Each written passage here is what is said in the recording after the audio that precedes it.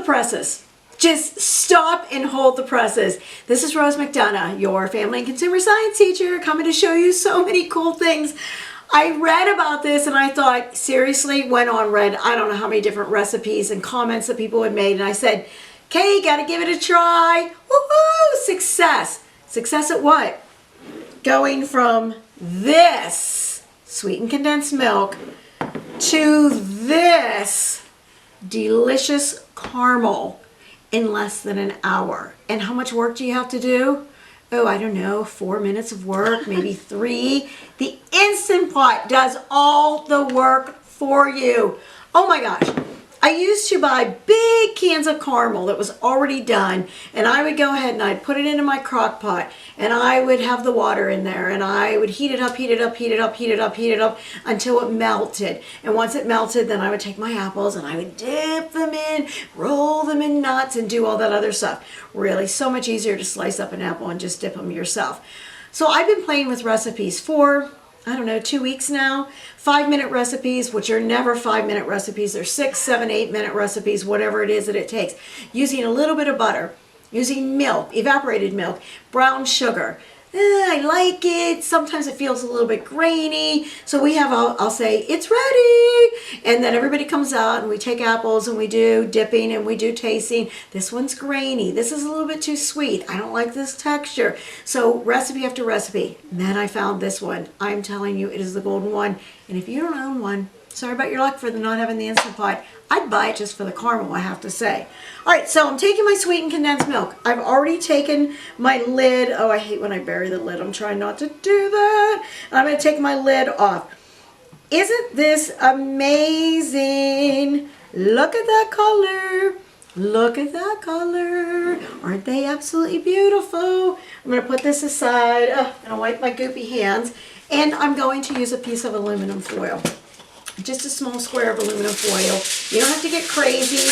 All I have to be able to do is go over top. You can either go over top, but I prefer to come up and come this way. It's just easier for me, making sure that my first piece covers. And I'm going to put this down pretty tight on there. Come around, because I don't want any water to get in there. What water? Well, you know, the water that's in the Instant Pot, because you can't have the Instant Pot going without water in there. So I've got this on relatively tightly around here, and I'm putting it in here. I've got this, enough water in here. My trivet is in here, and then I have enough water in here that it is about halfway up. Just halfway up the can. Now I did read that you can do this in your crock pot and you bring it almost to the top of your crock pot, turn your crock pot on for 8 hours and come back and you have this. Really? I came back in less than an hour and I had this. It's so amazing. So I put it in here and about halfway up with the water. Put the lid on, close it. Make sure your vent is closed all the way shut. You're gonna go pressure cook, 40, ta-da, walk away, go vacuum, sweep and mop, take a nap, whatever you need to do. When you come back, after it beeps off, remember that's beeping saying it's now on, and then it'll beep again when it's ready to go, and it's starting to actually heat up with the water is already pressurized in there, and it'll start and it'll do the 40 minutes. When the 40 minutes is up, you want to open it up and do the quick release, which will take several minutes. Don't expect it to be a 2-second thing and it's done, because there's a lot of water in here. Probably, if I had to measure it, I bet I put almost 8 cups of water in there. So the water will be in there, come back out, and then I'll get to the end where you'll see me peeling it open, and voila! Cannot wait to have this, but it's still a little bit too warm. There's a little water down there.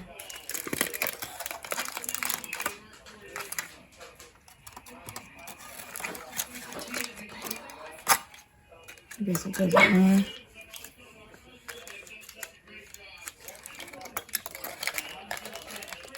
That is so amazing.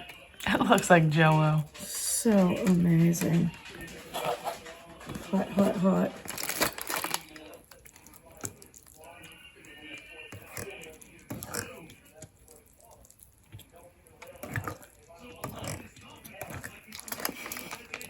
You just have to keep stirring it until it's smooth. It's just the sound it makes is funny. It's like a banjo or something. Oh, we're coming up the sides. Yeah.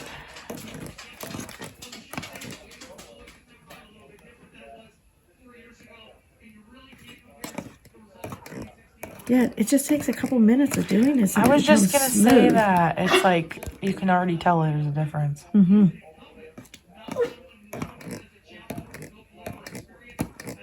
So I'm going down to the bottom as much as I can and bringing it up. And after just a few moments of stirring, you can see that it is thinned out. I could have used a small whisk, which I have, but I figured not everybody has a whisk, but pretty much everybody has a fork in their house.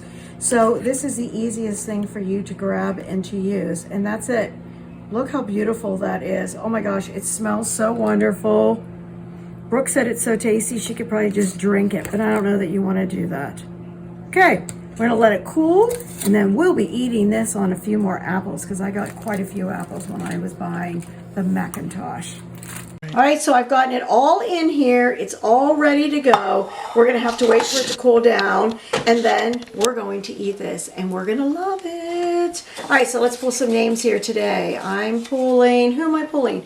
Mary T. I don't know who Mary T is, but thank you, Mary T, for either making a comment, subscribing, or something along that line. And Melinda Store. I don't know who you are either, but again, I'm so happy. Thank you so much for leaving comments, for liking me, well, for liking my recipes. I'm sure you don't personally like me, but I appreciate that. The rest of you, like, subscribe, and please leave comments, especially if you've tried this and you think it's amazing, just like I have, because I'm now trying it for the second time. Thanks so much, and have a great fall.